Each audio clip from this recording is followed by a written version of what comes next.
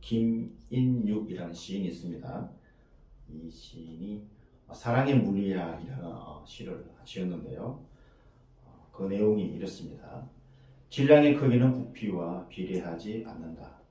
제비꽃같이 조그마한 그 계집애가 꽃잎같이 하늘거리는 그 계집애가 지구보다 더 큰 질량으로 나를 끌어당긴다. 순간 나는 뉴턴의 사과처럼 사정없이 그녀에게로 굴러 떨어졌다. 쿵 소리를 내며 쿵쿵 소리를 내며 심장이 하늘에서 땅끝까지 아찔한 진자 운동을 계속하였다. 첫사랑이었다. 김인육 시인의 첫사랑이라는 시를 물리학적인 용어를 동원해서 그냥 첫사랑에 대한 일반적인 서술이 아니라 물리학의 용어를 가지고 첫사랑에 대한 시를 썼습니다. 맛깔나죠. 여러분 기억하실지 모르겠지만 이 시는 도깨비라는 드라마에서 공유 씨가 극중의 나레이션으로 읊어서 더 유명해진 시입니다. 저는 그전까지 이런 시가 있는 줄도 몰랐습니다. 드라마에서 저도 그 공유 씨가 없는 시를 들으면서 너무 시가 아름답다 해서 그 시가 들어있는 시집을 구해 읽기도 했습니다. 첫사랑, 누구에게나 가슴 떨리는 말이죠. 그리스도인들도 예수님을 만나고 또 예수님의 사랑을 깨닫고 또 예수님과 계속 교제하면서 경험하게 되는 믿음의 첫사랑, 우리의 가슴을 떨리게 하는 것입니다.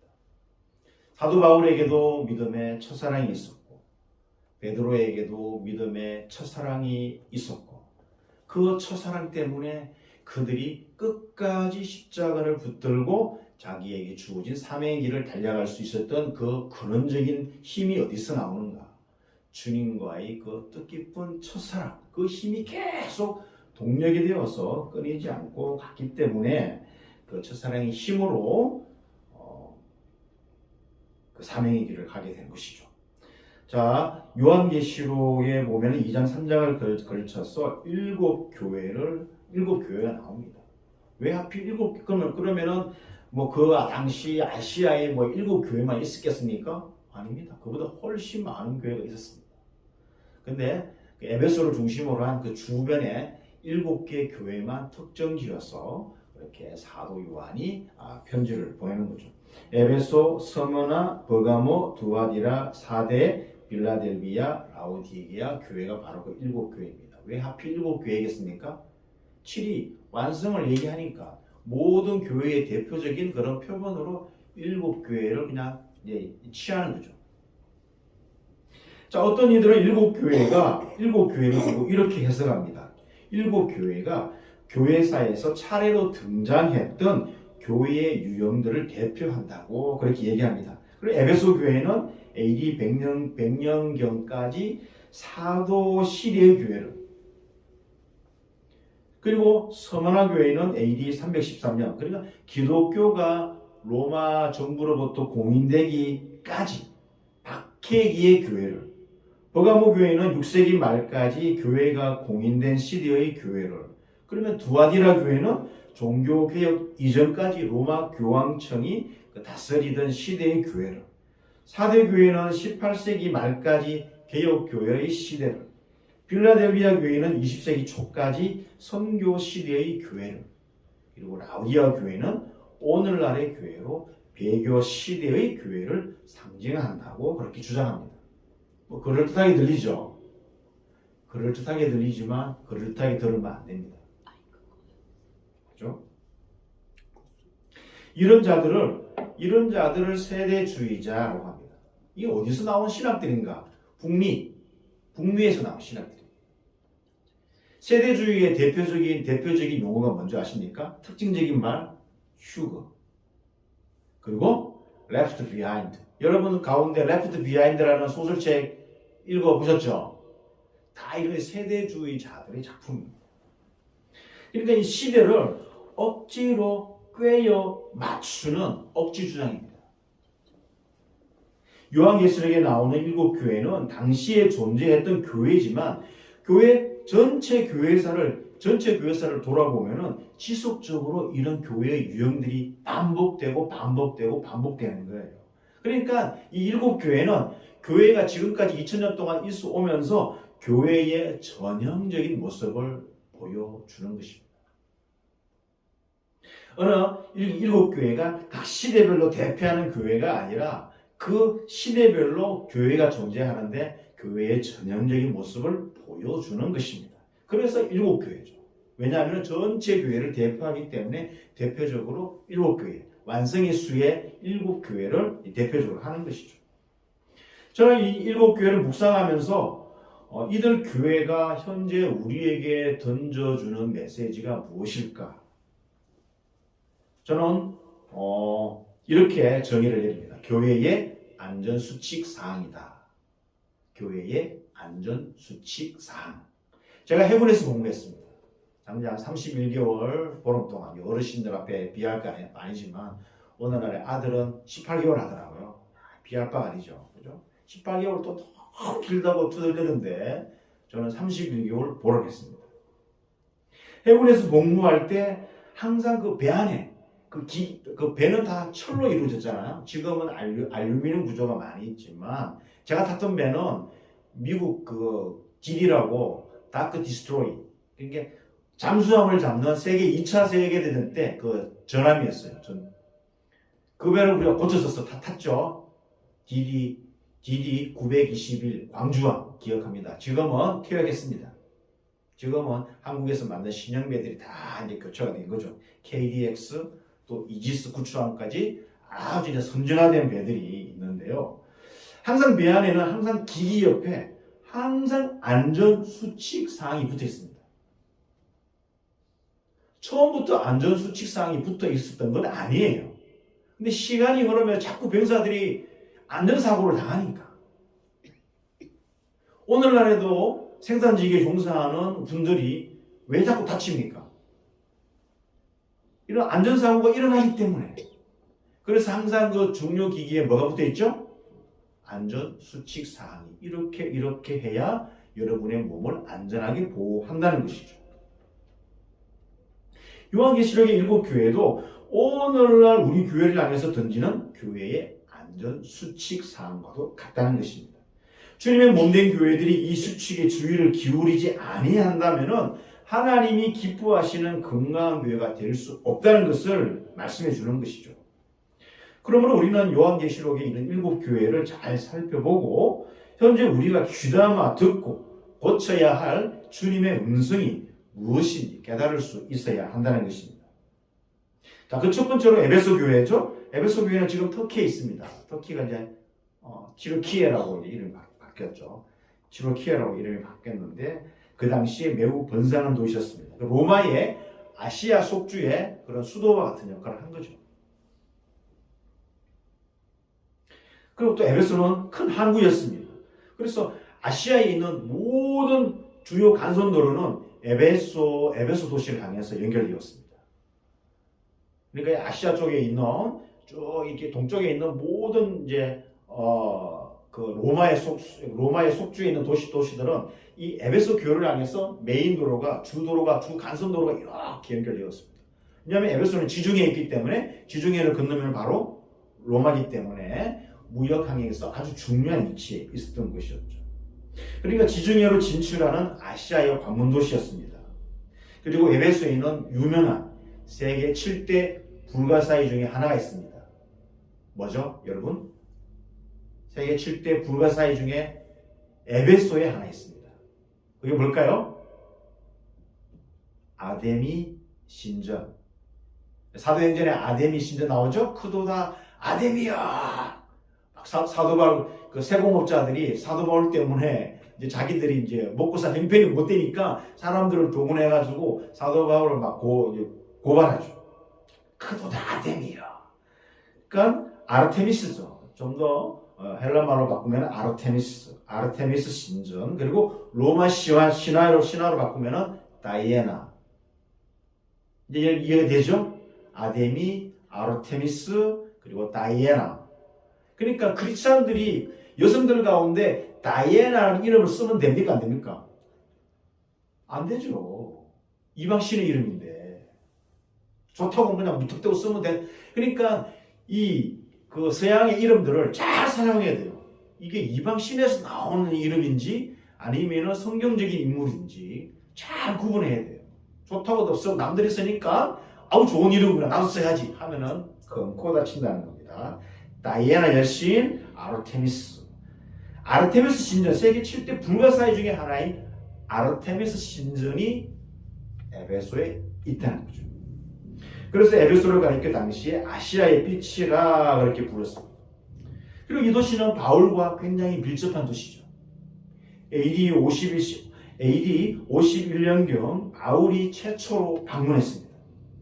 그리고 다시 돌아와서 3년간 두라노 소원에서 뭐 했죠? 성경 공부를 가르쳤죠. 그게 어디라고요? 에베소 교회입니다. 그래서 사도행전 20장에 보면은 에베소 교회 장로들과 이제 헤어지면서 서로 부둥켜 안고 이렇게 막 서로 울면서 서로 주고받는 대화가 있잖아요. 사도행전 20장을 읽다 보면은 사도 바울과 에베소 장로들 간의 그 끈끈한 그 정을 볼 수가 있습니다. 3년간 일을 했는데 어떻게 이렇게 남성들이 전장에서 전투하는 그런 사이어다 전우열을 다져진 것도 아닌데 복음 전하면서 서로 무릎 꿇고 부둥켜 안며 이게 서로 마지막으로 서로 보는 얼굴이기 때문에 서로 눈물을 흘리며 잘 가시라고 사도 바울이 또 애타게 그런 뭡니까 앞으로 장래에 일어날 그런 안타까운 일들을 얘기하면서 눈물을 흘리면서 얘기하는 장면들이 나옵니다. 그 중에 사도 바울이 이렇게 고백하죠. 모든 겸손과 눈물이며 유대인의 간교로 말미암아 당한 시험을 참고 주를 섬긴 것과 유익한 것은 무엇이든지 공중 앞에서나 각 집에서나 꺼리낌 없이 여러분에게 전하여 가르치고 유대인과 헬라인들에게 하나님께 대한 회개와 우리 주 예수 그리스도께 대한 믿음을 증언한 곳이 바로 에베소 교회였다고 사도 바울이 눈물을 흘리면서 고백을 합니다. 오늘 본문 1절 말씀입니다. 1절 말씀 에베소 교회의 사자에게 편지하라. 오른손에 있는 7뼈를 붙잡고 7 금촉대 사이를 거니시는 이가 이르시되 예수님을 얘기하죠. 7뼈를 잡고 7 금촉대 7별과 그리고 7 금촉대는 바로 그 1장에 나와 있죠. 촛대는 교회 가치를 얘기하고 그리고 별은 천사를 얘기합니다. 그 교회에 상징하는 교회의 사자, 천사를 이야기합니다. 그러니까 결국은 예수님이 교회의 주관자가 되는 것이죠. 우리가 다 기억해야 되는 것, 교회의 주인이 누구인가? 내가 돈을 많이 냈기 때문에, 내가 헌금을 많이 했기 때문에, 내가 오랫동안 몇십 년 동안 교회를 섬겼기 때문에 내가 교회의 주인 역할을 할 수 있다. 아니 세상은 지분이 많으면 주인 또 뭔가 주식 지분이 많으면 뭐 하죠? 주인이라고 요구하죠. 이사회에도 참석하고 의사 결정도 하지만 교회는 그런 곳이 아니라는 거죠.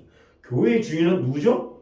예수 그리스도. 교회의 머리가 예수님이기 때문에 우리는 이 사실을 늘 잊으면 안 되는 것입니다. 교회와 함께 하시며 교회를 주목하고 바라보고 계시는 교회의 주권자가 되시는 예수님을 가리킵니다. 예수님이 첫 번째로 에베소 교회를 향해서 말씀을 하고 있죠. 그 첫 번째 말씀은 뭐죠? 에베소 교회를 칭찬합니다. 칭찬. 무엇을 칭찬했을까요? 에베소 교회의 행위, 그리고 수고, 인내를 안다고. 악한 자들을 용납하지 아니한 것, 그리고 자칭 사도라 하는 자들을 시험하여 그들의 가르침이 거짓되다는 것을 드러낸 것. 예수님의 이름을 위하여 견디고 참고 지치지 않는 것. 이 모든 것을 예수님이 에베소 교회를 향해서 칭찬했어요. 에베소 교회를 세운 장본인은 사도 바울이었지만 그러나 사도 바울이 이제 떠나고 난 다음에 그 에베소 교회를 쭉 이렇게 나중에 후기로 가면은 에베소 교회를 누가 또 지도하는가? 요한이 지도합니다. 그래 에베소 교회는 영적 거장들이 사역했던 굉장히 중요한 것입니다. 그뿐입니까? 초기에는 바울, 브리스길라와 아굴라 부부, 그리고 아볼라, 디모데 이런 초기 교회의 영적 거장들이 복음을 위해 힘쓰고 본을 보여준 교회가 에베소 교회였다는 것이죠. 에베소 교회는 초기 교회에서 상징적인 교회가 됩니다. 안디옥 교회와 더불어 그리고 에베소 교회는 초기 교회의 대표적인 상징적인 역할을 하는 교회였다는 것이죠. 에베소 교회는 훌륭한 사역자들로부터 가르침을 받았기 때문에 거짓 교사들의 가르침을 시험하여 드러내는 영적 분별력이 있는 교회였습니다. 그냥 들은 대로 그렇구나. 여기서 얘기하면 그렇구나. 저기서 얘기하면 그렇구나가 아니라 자기들은 이미 영적 교장들의 가르침을 가지고 있는 교회였기 때문에 영적인 분별력이 뛰어났고 거짓 선생들의 가르침을 분별할 수 있는 능력이 있었다는 거죠. 제가 최근에 일을 하고 있는 곳에 이렇게 몇 사람과 저녁을 먹다가 이야기를 하다 보면 좀 이상한 얘기를 하는 사람이 있어요. 한 사람 가운데. 가만히 들어보니까 성경을 있는 그대로 얘기하지 않고 성경을 원뜻을 다른 뜻으로 계속해서 이런 걸 알레고리라고 그러죠. 알레고리로 계속 바꾸서 담담하게 얘기하는 것도 있었어요.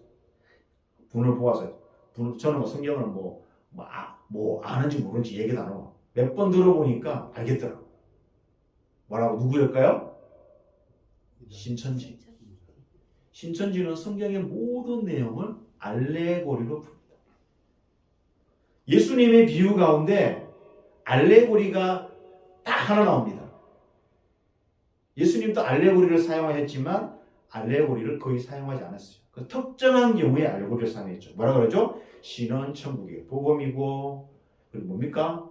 또 추수는 마지막을 얘기하고, 그리고 가라지를 뿌리러 간 자는 적이고, 막 이런 얘기가 나오죠? 예수님께서 명확하게 그 뜻이 무엇인지를 밝혀주는 것은 바로 그 비유 하나, 알레고리 비유 하나입니다. 성경을 알레고리로 얘기하면은 이상하게 해석할 수 있고 자기 마음대로 해석하기 때문에 굉장히 위험한 해석입니다. 그런데 예전에는 목사님들이 알레고리로 굉장히 얘기를 많이 했거든요. 왜? 은혜가 되니까. 근데 지금은 그렇게 하지 않습니다. 그렇게 했다가 큰일 나죠. 지금은 어디서 이 알레고리 해석을 가르치죠? 신천지. 다 통일교에서 기반된 거죠. 통일교, 그리고 구원파, 다 알레고리로 가르쳐요. 성경의 원뜻을 다른 뜻으로 다 대치시키는 거죠. 이게 무슨 가르침이라고 하죠? 자칭 사도로 하는 거짓 선생들의 가르침입니다. 우리들도 이들의 가르침을 분별할 수 있는 영적 분별력을 길러야 하는 것입니다. 분별력이 있었기 때문에 에베소 교회는 니골라당의 가르침을 미워했습니다. 여기서 또 중요한 이름이 등장하죠. 니골라. 자, 니골라는 누구일까요? 사도행전 6장에 예루살렘 초기 교회에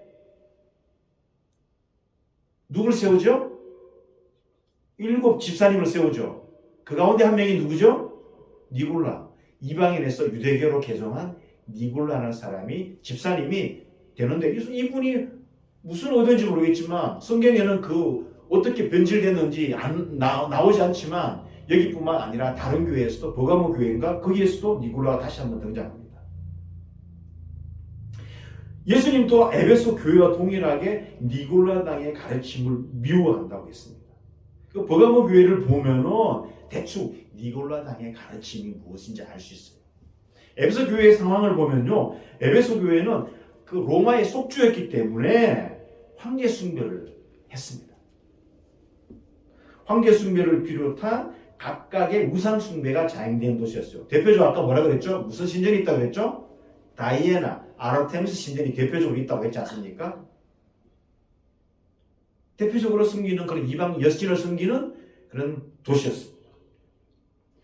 그래서 이런 니골라당의 가르침은 에베소 교인들에게 우상 숭배 문화가 너무 일상생활 삶 속에서 황제를 숭배하고 또 우상 숭배를 하는 것이 일상상에서 다반사였으니까 이걸 하지 않고는 일상생활을 영위해 나갈 수가 없으니까 그리스도인이 살아갈 수 없으니까 니골라당의 가르침은 우상 숭배 문화에 참여해도 괜찮다라고 가르쳤습니다.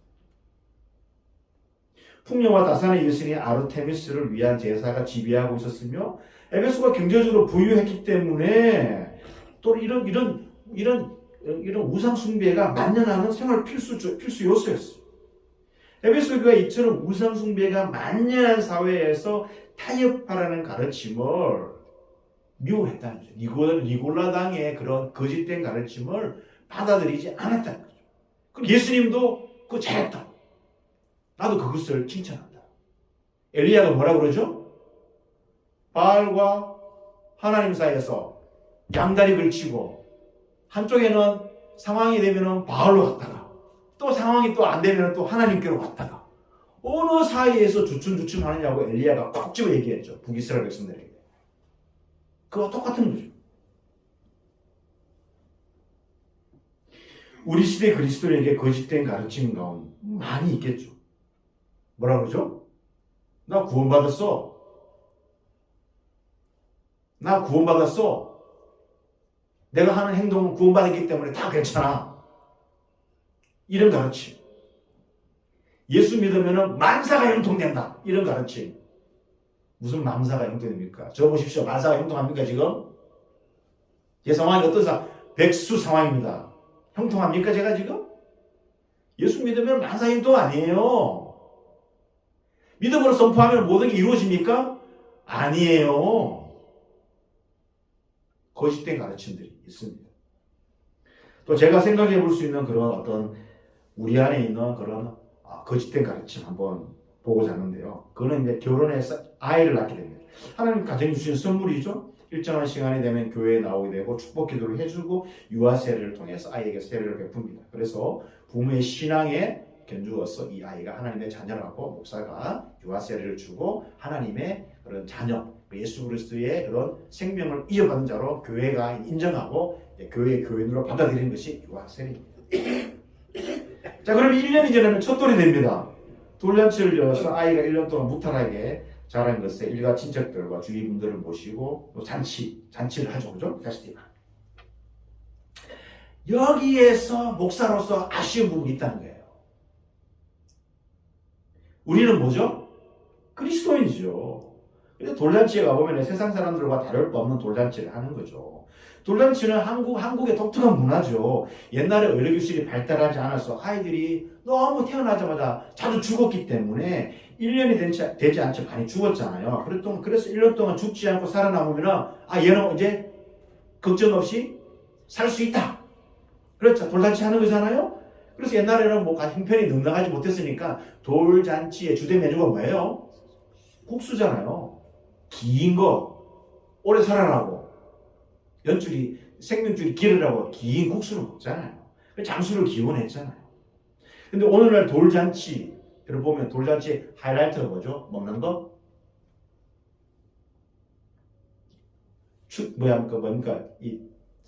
축하하는 그런 돈 주는 거? 아니죠. 돌잡이죠. 이벤트 회사에서, 그죠? 이벤트, 진행하는 사회자 불러와가지고 돌잡이 이벤트를 하잖아요. 자, 돌잡이 소품, 여러분 기억하죠? 뭐가 있죠? 네? 실. 장수를 생각하고 또? 돈. 재판. 방망이, 청진기, 연필, 또 마이크. 성경책 못 봤어요, 선생님. 성경책 있는 돌잔치 봤어요? 지금 평범한 돌잔치. 자, 아이가 어떤 것을 집어드냐에 따라서 앉아있는 분들의 박수를 치고 막 그러잖아요? 여러분, 아이의 장래가 이런 식으로 결정되는 것이 합당한가요? 거기 나오는 장래 직업이 몇 가지입니까? 10가지도 안 돼요. 그 부모님들은 거기 중에 한 가지라도 뭐가 있습니까? 그런 부모님들은, 여기 있는 부모님들은 그런 거 지지도 안 해요. 왜? 될 수 있는 길을 아니까. 그런 거 안 하고도 될 수 있는 길을 아니까 공부를 시키면 돼요.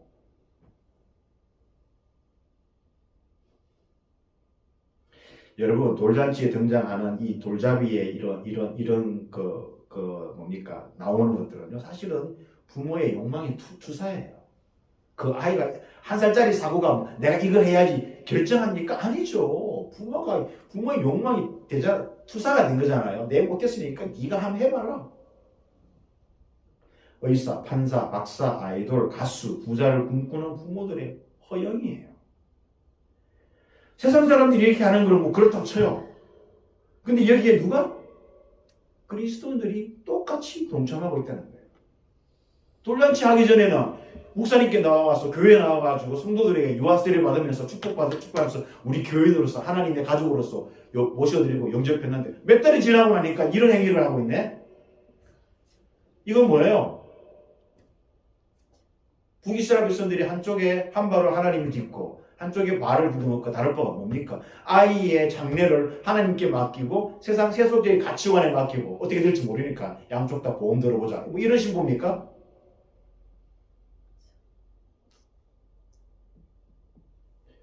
그럼 그리스도인의 돌잔치를 어떻게 해야 되겠습니까? 아이를 건강하게 지켜주신 하나님께 감사의 기로 드려야죠. 당연한 거 아닙니까? 그 돌잔치를 통해서 믿지 않는 친구들이 오잖아요. 아, 우리 그리스도인들은 이렇게 돌잔치를 해. 생소하지만 너희들도 좀 봐. 우리 이렇게 해. 우리는 당신들하고 조금 틀리지만 조금 어색하겠지만 참석해서 어떻게 하는지 좀 봐. 이렇게 바꿔가야죠.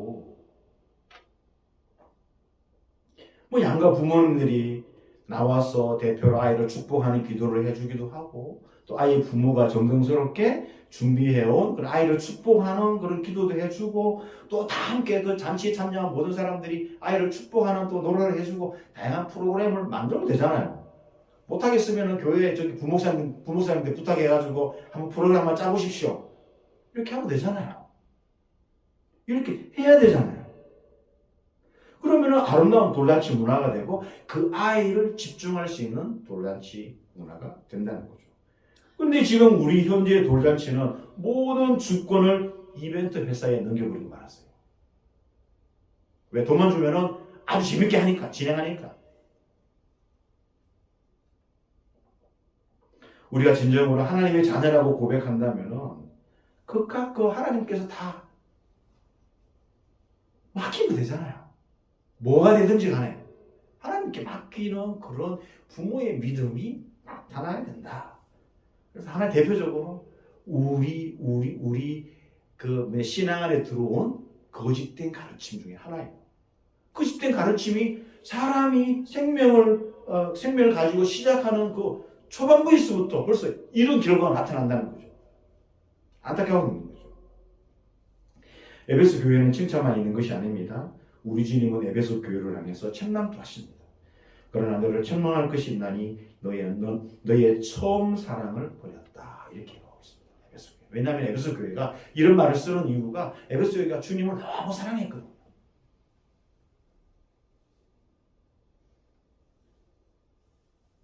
처음 사랑이 무엇이겠습니까? 에베소서 2장에 보면 이렇게 말하고 있습니다. 그러므로 생각하라. 너희는 그때 육체로는 이방인이요 손으로 육체에 행한 할례를 받은 무리라 칭하는 자들로부터 할례받지 않는 무리라 칭함을 받는 자들이라. 그러니까 뭐예요? 이방인 할례받지 않는 무리. 또 계속해서 그때는 너희가 그리스도 밖에 있었고 이스라엘 나라 밖에 사람이고 약속의 언약들에 대해는 외인이고 세상에서 소망도 없고 하나님도 없는 자이더라. 이렇게 여러 가지 7가지 정도로 얘기하고 있어요. 이런 자들이었다는 거죠. 그런데 예수님을 믿음으로 말미암아 약속에 참여한 자가 되고 하나님 안에서 유대인이나 이방인이나 한 가족으로 편입하게 되었다. 이 놀라운 십자가의 은혜를 경험한 교회가 바로 이 에베소 교회였다는 것이었어요. 에베소 교회를 둘러싼 상황이 좋지 않았어요. 그렇죠?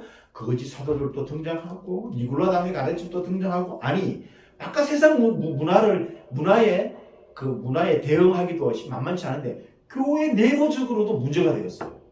여러분 상식적으로 교회라고 생각하면 예수 그리스도의 몸이고 예수 그리스도의 가르침을 따르는 사람들이 있으니까 이 공동체가 좋은 공동체가 될 거라고 생각하는데 성경 읽다가 초기 교회에서부터 너무 무진장 많은 그런 문제가 발생했다는 거예요. 그러니까 교회는 뭐예요? 교회는 문제가 발생할 수밖에 없는 곳이다. 이것을 어떻게 지혜롭게 성령이 주시는 그런 지혜로 잘 해결해 나가고 그리고 이상향을 향해서 성경이 우리에게 말하고 있는 곳을 향해서 우리가 어떻게 노력하는가 그게 중요하다는 거예요. 교회가 왜 이래? 이렇게 하는 것은 성경을 잘 모르는 거다. 그 사람은 성경을 제대로 읽어보지 않았다. 성경은 예수님 있을 때부터 문제였고 늘 하나님의 백성이 늘 문제였어요. 그 문제를 어떻게 해결하느냐가 믿음의 순종으로 어떻게 해결하느냐가 중요하다는 것입니다. 그런데 에베소 교회가 진리를 지키다가 그만 첫사랑을 잃어버린 줄 몰랐어요. 지금까지는 잘 버티고 잘 해내고 있다고 생각했는데 진리를 사수하고 거짓과 그리고 우상 숭배로부터 자기를 잘 지키는 그런 열심히 있는 행위를 하다가 하나님 사랑, 성도 간의 사랑, 이웃 사랑을 잃어버렸어요. 여러분 한국교회 장로교만 대표적으로 통합처, 합동처, 그리고 고심, 그리고 기장 이렇게 크게 4개가 있어요. 그죠? 여기 가운데 합동처를 보면은 합동처 내에서도 100개가 넘는 그런 교단이 있어요. 통합은 안 갈라졌어요. 합동처 안에만 100개가 넘게 있는 교단이 갈라져 있어요. 부파가 갈라져 있다. 그 뭐예요? 진리를 지킨다는 명분으로 사랑으로 행동하지 않았기 때문에 그렇게 막 4분업에 갈라지는 거예요. 여러분 우리도 충분히 그럴 수 있어요. 사도 바울이 고린도전서에서 무엇을 얘기하죠? 은사 좋아, 하나님께 주신 선물이니까 마음대로 사용해. 그런데 그 기반이 뭐죠? 사랑이야. 근데 너희들이 하는 행동을 보니까 사랑 없이 하고 있어. 그래서 13장 사랑장이 나온 거예요. 여러분 옛날에 제가 아는 유행 가요 가운데 이런 가사가 있습니다. 저녁이 되면 의무감으로 전화를 하고 관심도 없는 서로의 일과를 묻곤 하지. 저녁이 되면 의무감으로 전화를 하고 관심도 없는 서로의 일과를 묻곤 하지. 오래된 연인이 첫사랑을 잊어버리고 시간이 너무 오래되다 보니까 근데 이게 습관적으로 변해버렸다는 거죠. 그래서 저는 이 가사를 첫사랑을 잃어버린 그리스도인에게 적용시켜서 개사를 해보았습니다. 주일이 되면 의무감으로 교회에 가고 관심도 없는 목사의 설교를 듣곤 하지. 그리고 예배 마치면 근데 집으로 오는 거죠. 예배 봤다. 의무감에서 해방되는 거죠. 신앙의 위기가 다가오면 형식적이고 타성적인 신앙이 되기 십상인 거죠. 예수님을 향한 신앙을 잘 지켜오던 신앙을 지키는데 중요한 건 뭐죠? 사랑까지 잃으면 안 된다는 거죠. 그래서 첫사랑을 어떻게 회복할 수 있을까요? 그래서 주님은 기억하라, 회개하라, 처음 행위를 가져라. 기억하라. 네가 어떻게 구원받았는지, 어떻게 복음을 들었는지, 어떻게 성령 충만 받았는지. 사도행전에 나오죠? 몇 명의 무리가 사도 바울의 복음 설교를 듣고 주님을 믿었는데 바로 그 자리에서 뭐가 떨어졌죠? 성령의 물이 떨어졌죠.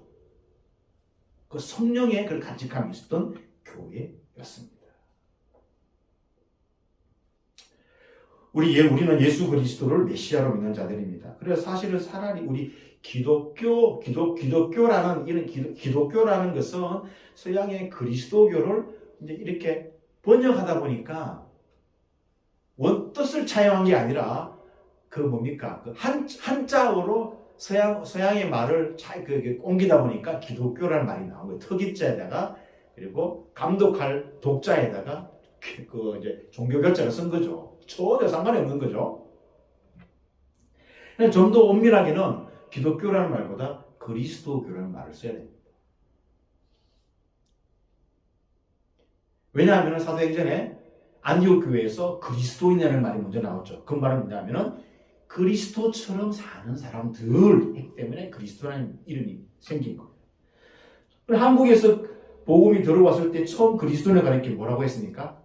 야소교였으니까 야소장이 예수쟁이 깔보는 거죠. 하대하는 거죠. 쟁이가 한국적 표현에서는 이 하대하는 말 아닙니까? 야소쟁이 그리고 예수쟁이. 한국교회 초기 선교사님과 성도님들은 말씀을 사모하는 교회, 예수님과 첫사랑이 있는 교회였습니다. 이 첫사랑은 그 기간을 보면 초기 복음이 전파되었던 그런 구한말과 일제 강점기 시대, 그리고 6.25 전쟁이 끝나고 난 다음 그 50년, 60년, 70년 시기, 아마 이 두 기간이 한국 교회의 첫사랑의 기간일 거예요. 여러분, 그 조선의 구한말은 관리들의 부정부패가 심화된 시기였어요. 역사적 기록에 의하면 어떤 한 관리가 평안도 지방관으로 임명을 받았는데요.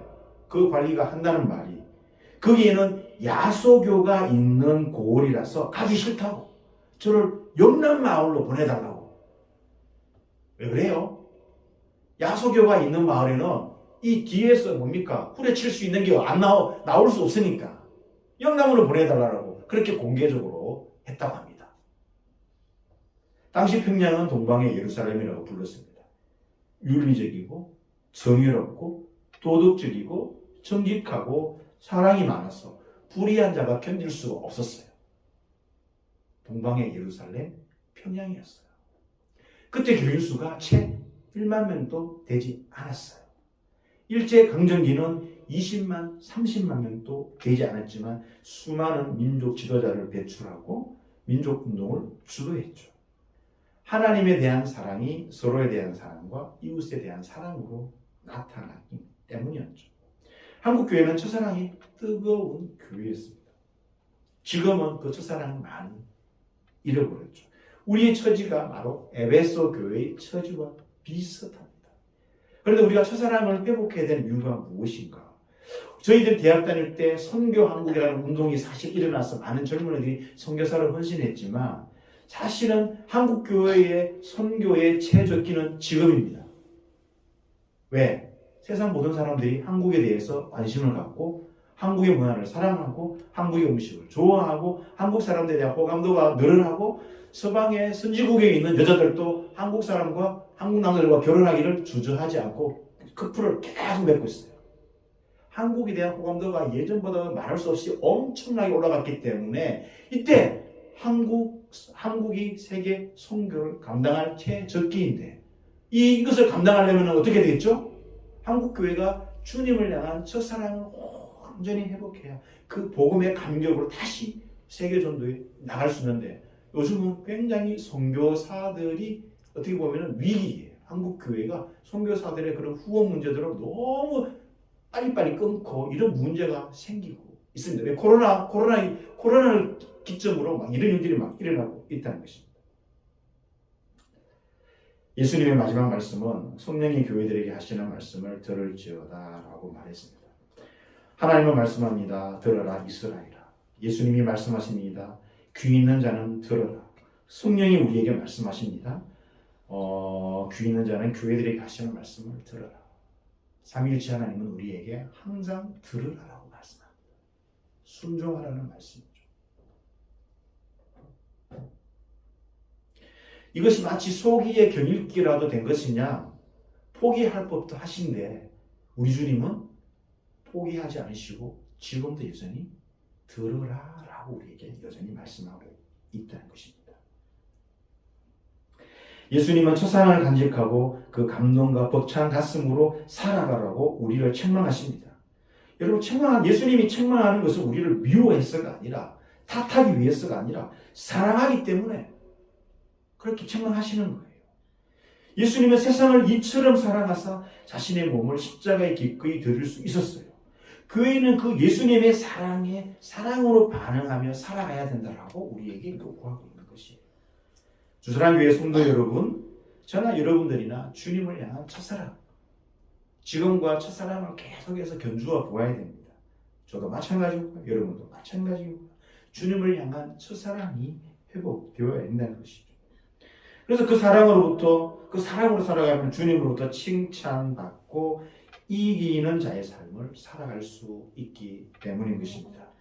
이처럼 주님의 칭찬을 받는 성도님들, 주님의 교회, 주사랑교회가 되시기를 주님 이름으로 축원합니다.